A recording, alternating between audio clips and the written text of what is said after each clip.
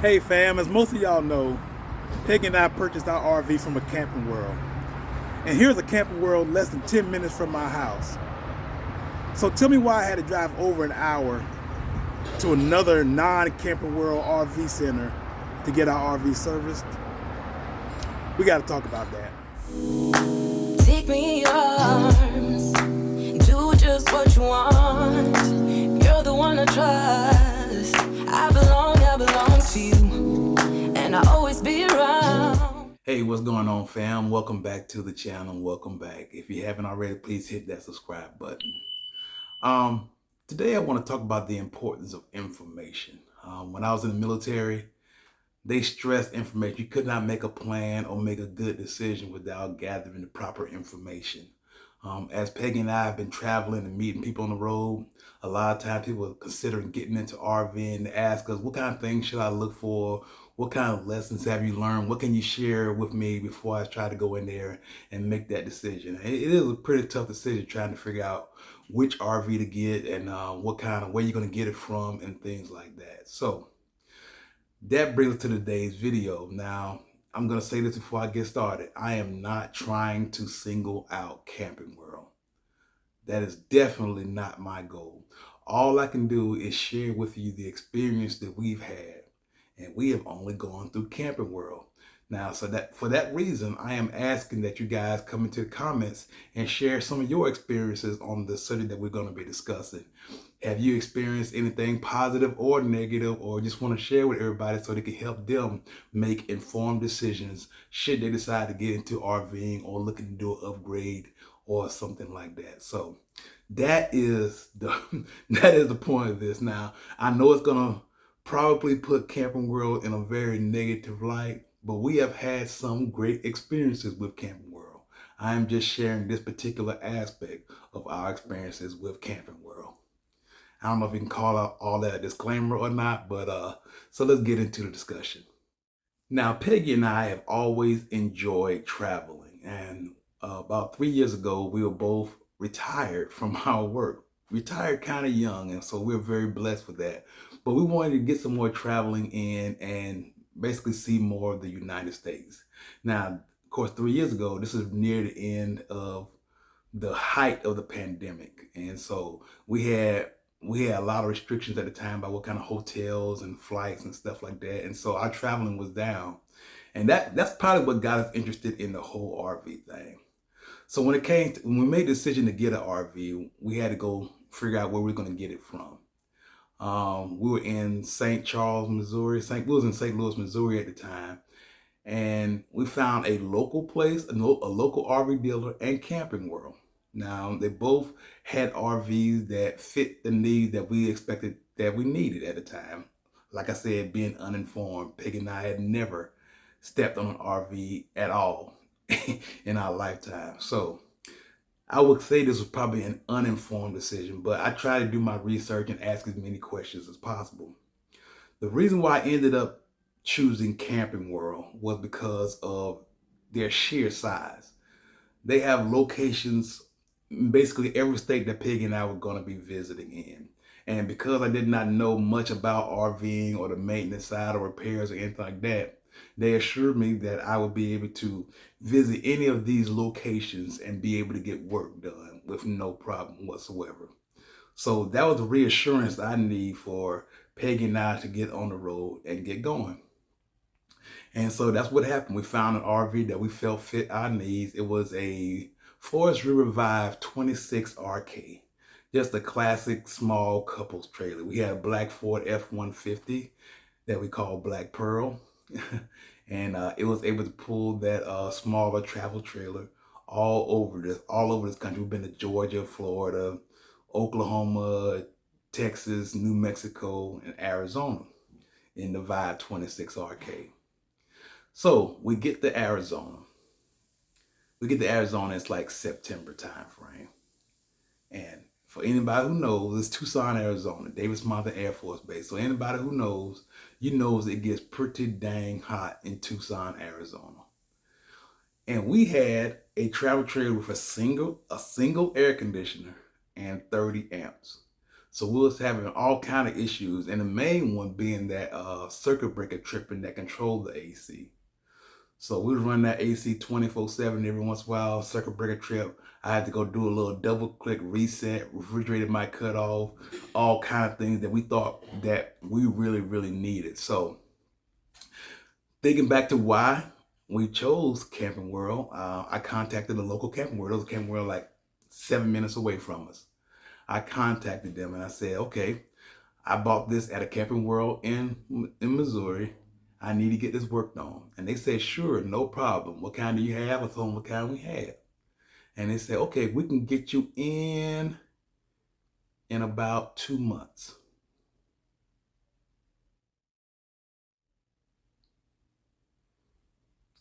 I didn't know what to say. We were living on the RV at the time. We can't just keep doing what we were doing for 2 more months. So Peggy and I, we sat down and we had a discussion. We were like, okay, so what are we gonna do? We decided it was time to get off the road for a while. That's what we did. So we was figuring out where we were gonna go. We didn't want to go back to Missouri. We decided to go back to Savannah, Georgia, a place where we felt very comfortable and we really enjoyed. And that way, while the RV is getting worked on, we can still do all the traveling. There's beaches there. It's close enough to Orlando and cruise ports and stuff like that. And plus, we were very familiar with the Savannah area. So we decided that we were going to go to Savannah, Georgia. And I called the Camping World in Savannah, Georgia, and they said they can get us in 4 weeks. So that basically worked it out perfectly for us. So we moved back to Savannah, got us a little apartment, turned the RV in. They had it for about 6 weeks, and we got it back and didn't cost us a dime. So now, this is the problem with that positive, I would say a positive experience. It made me completely forget about that whole we can't get you in for 2 months thing back in Arizona. So that kind of like left my mind. It just kind of like dissipated into the ether, as you may say. So we get the RV back and we decide, you know what, we want to get back on the road and give us another shot. But first, we're going to have to upgrade. We're going to need something with at least 2 air conditioners. We're going to need something with 50 amp. We want to get more slides so we have more space and all that kind of stuff. We decided we're going to do this right. So first we upgraded the truck. We traded the F-150 in for a Ram 2500, a much bigger, stronger truck. And then we started looking at larger, heavier travel trailers. And guess where we went to get this travel trailer? You probably already know. We went to a Camping World. Camping World told us about, hey, you got a nice truck here. You can probably pull a fifth wheel if you wanted to and stuff. But we was like, we're gonna err on the side of caution and get us another large travel trailer with all the fifth wheel stuff. We get a Keystone. I think it's a 330 RL. We get that, and we're back traveling the country again, and we're just loving it. The truck is strong. The RV is spacious, big fireplace, everything. Just got an island in the middle. We're feeling like we're living in a floating condo, honestly. But then little things start happening here, slide creaks and the pipe under the sink, and then a lamp, one of the pendant lights fall, and storage under the bed, and then we start seeing little cracks and little loss of seals and stuff. So Peggy and I came to that same decision again. He said, hey, you know what? Let's get off the road for a while, and maybe not do this whole thing full time, but let's get the thing on the road, get this thing taken care of, and then we were doing little weekly little travels after that. We had a good plan. That's when we came back to Texas. That brings us to the day. So we find us a place, and I contact a Camping World nearby. There's a Camping World, like I said in the beginning of the video, about less than 10 minutes away from here. And they're very, very kind on the phone. And the first thing they asked me is, what kind of RV did you get? I told them the RV, the Keystone Outback. And they was like, ooh. There's a law in Texas that says we cannot work on RVs we don't sell, and we don't sell that RV. Now there's a Camping World in Katy, Texas that might sell it. Maybe you can get a hold of them. That's like 50 minutes away. I'm not really worried about it so far, so I give them a call. They don't sell it either. They don't sell it now. So I'm sitting there, it's like scratching my head and thinking, is this a law? So I started trying to look it up. I've been going everywhere. I found all of the discussion boards about Texas law, about RVs and stuff. And there were many posts that mentioned that in Texas, you can't work on an RV if you don't sell. You can't service the warranty of an RV if you don't sell that RV. A manufacturer's warranty. Make sure I get that correct. You cannot do the manufacturer's warranty service if you do not sell that RV. Now, the thing about going to the discussion boards, nobody mentioned what the actual law is. I wanted to look the law up for myself. I want to find the books and everything because it just seems a little odd to me.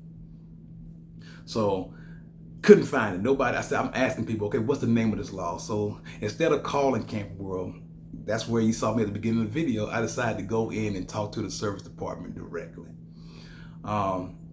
Because somebody in this discussion board said, okay, that law is a little vague. I think it says they're not obligated to work on your RV or they're not required to work on your RV. But all they need to do is get permission from somebody who sells it and they can do it for you. So when I went back to Camping World, I was listening for the words obligated or required. But they were very, very specific. She said, very kind, very sweet, we cannot work on your RV under a manufacturer's warranty or we can be fined up to $30,000. And so I asked, can you please tell me the code, the section, the law, the bill, so I can look this up and see it in writing? And so she went back and she asked one of her co-workers and she asked the supervisor, and they were not able to find this law. It's just something they've been saying.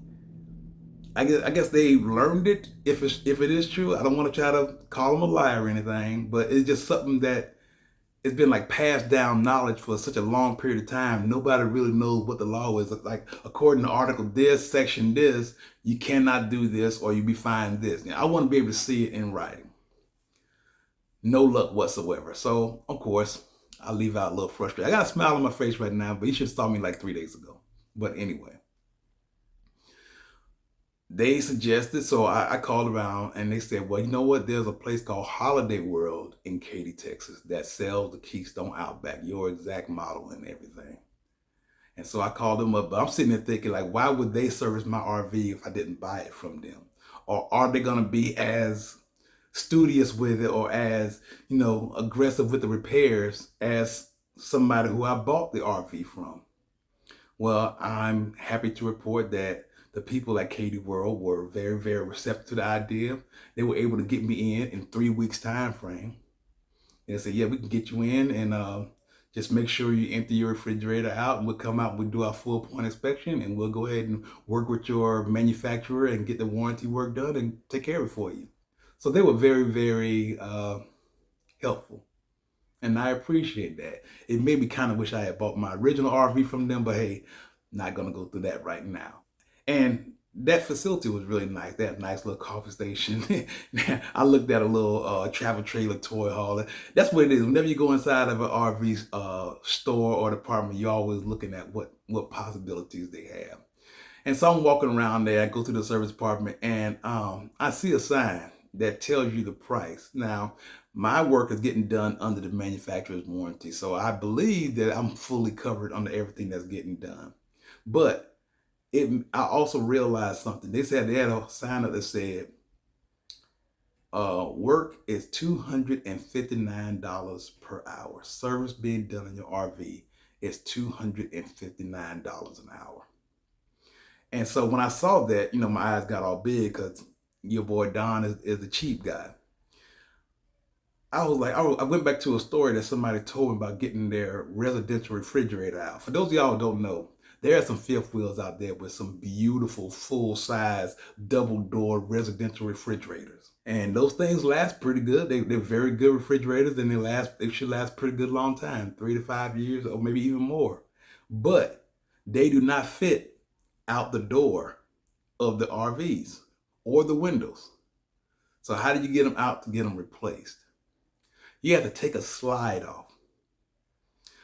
that slide removal can take 3 hours and 3 hours to put back on. So now we're looking at 6 hours just for getting the slide out. So replacing the refrigerator, 6 hours of service work, and installation of the refrigerator. With your RV being out of warranty, that would have cost over $3,700. I've heard somebody say they paid as much as $6,000 to replace a refrigerator. And just the whole idea of that is basically disqualifying in my head. I'm sitting there like, first of all, I would never get a residential size refrigerator. It eliminated that whole thing from my mind, the whole residential size refrigerator. Also, but hey, what if your sofa? What if you need to replace a sofa? You know, too many cuts or whatever. I don't know. What if the bed? What if anything else, island work, whatever. What if something big enough happens and you are out of warranty where you got to pay $259 an hour? This is not just for the work though. They charge $259 for diagnostic. Now, like I said, I don't want to single out Holiday World. Who knows what the maintenance charges, the hourly maintenance charges is for some places. But that just sounds a bit steep to me. And so I wanted to share that with you guys. I wanted you to think about that when you're trying to consider which type of RV should you decide to go with one that you should be looking at. Another thing I learned, now I'm a little bit embarrassed to admit this because it seemed like something that I should know, but wording makes a difference. So when we purchased our RV, and I've seen many RVs that says this, it says for year-round use, right? What does that mean to everybody? To me, I thought you can use it all year. Use it 12 straight months, whatever it is. No, it means it's warranted for you to operate it in the wintertime or the springtime or the summertime or the fall. It's good. It's thick enough and insulated enough for you to use for year round. But if you use it for more than 6 months, it is considered full time, and that could void your warranty, which will put you in that bracket for people who have to pay up to $259 an hour or more or less, depending on which place you're getting the work done. That's something to think about because a lot of people are considered doing much more RV time on their RV. Am I the only one who knew that? Am I the only one who was confused by that? This RV is set up for year-round use. Set up for year-round use, not warranty. Maybe I said it wrong earlier. Set up for year-round use. Doesn't that sound like you can use it all year? No, that's not what it means. So now I think there's a possibility that some RVs are warranted for full time. Make sure you understand the difference between full time and year round. I did not. So I am blessed that I'm still able under warranty because we did not keep it that long. We got off the road in time to where we're still not under the full time thing. Even though we're on it full time, we didn't go past the threshold and got it in before that threshold was met. But that could have been disastrous. That could have been ridiculous. So information. That's what this video is about. Like I said, please, I'm not trying to put Camping World in a negative light. And plus there's the issue of parts shortages during and before and after the pandemic. They said people have been making these RVs much less resilient, with less material, less tough. And so maintenance may be a really, really big issue as we go forward and stuff.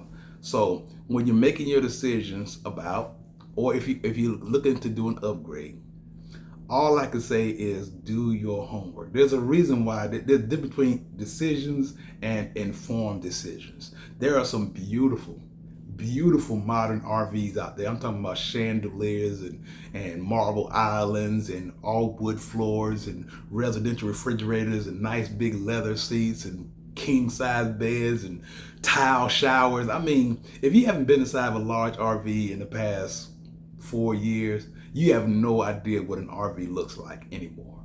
They are really, really beautiful, but the maintenance is going to be a decision, and it's going to affect any of my future decisions, me and Peggy, as going forward. So I just wanted to share this information with you guys. I'm not trying to discourage you from going to any particular place or discourage you from RVing entirely.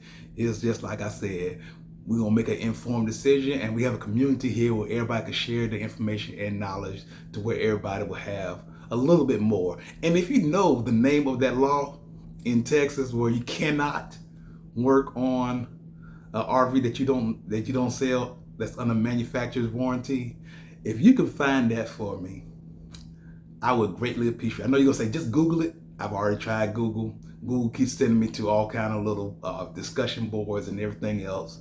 Nothing. I even went to texas.gov, did a whole search on the RV, and they showed something about warranty work, but had nothing to do with. So if it turns out that that is not a law, there will be a problem. I will come back and share this with you, and I will be speaking of a much more direct way about Camping World. Hopefully that is not the case, but should I find out it is, y'all will be the first to know, or the second to know. That's about all I have for today, fam. It's a short video. I'm still smiling, fam. Please keep that in mind. I am not discouraged. I am not shut down or anything like that, because we're getting the work done and we're gonna be back on the road soon. So I'm still smiling, but just wanted to share this with you guys because it's been important to me. It's laid heavily on my mind. That's all, fam. I just want to remind you guys, God, they do something good for yourself and for others as well. Y'all take it easy, fam.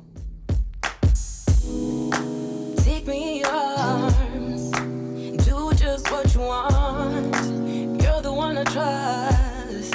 I belong to you, and I'll always be around when I need some loving, baby. And I'll never let you down, let you down.